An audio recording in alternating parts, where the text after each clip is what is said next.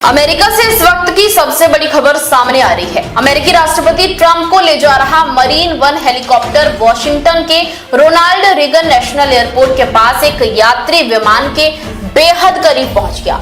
इस घटना के बाद एयर ट्रैफिक कंट्रोल सिस्टम पर सवाल उठने लगे हैं और अमेरिकी जांच एजेंसियों ने पूरे मामले की जांच शुरू कर दी है।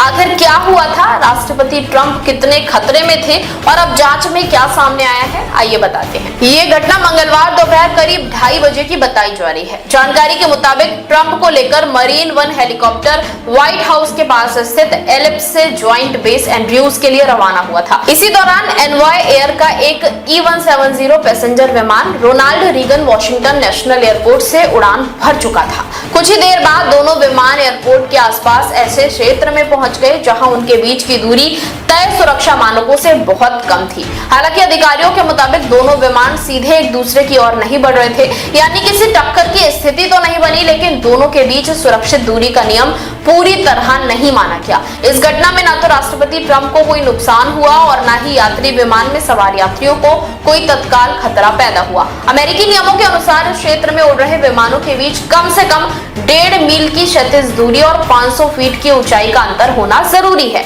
शुरुआती जांच में सामने आया है कि दोनों विमान इन तय मानकों से कम दूरी पर जरूर आए थे। यही वजह है कि अब एयर ट्रैफिक कंट्रोल की कार्यप्रणाली पर सवाल उठ रहे हैं। व्हाइट हाउस ने इस घटना पर साफ कहा है कि राष्ट्रपति की सुरक्षा से किसी भी समय कोई समझौता नहीं हुआ। व्हाइट हाउस के प्रवक्ता खुश देसाई का कहना है कि मरीन वन को दुनिया के सबसे प्रशिक्षित और अनुभवी पायलट उड़ाते हैं और राष्ट्रपति कभी खतरे में नहीं थे। वहीं न्यूयॉर्क टाइम की एक रिपोर्ट में दावा किया गया कि एयर ट्रैफिक कंट्रोल्स के बीच संचार में हुई गड़बड़ी के कारण मरीन वन और पैसेंजर विमान के बीच दूरी 1 मील से भी कम रह गई थी।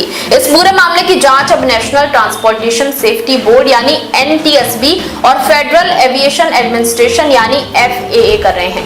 FAA का कहना है कि जब दोनों विमान करीब आए तब एयर ट्रैफिक कंट्रोलर दोनों पायलटों के लगातार संपर्क में थे।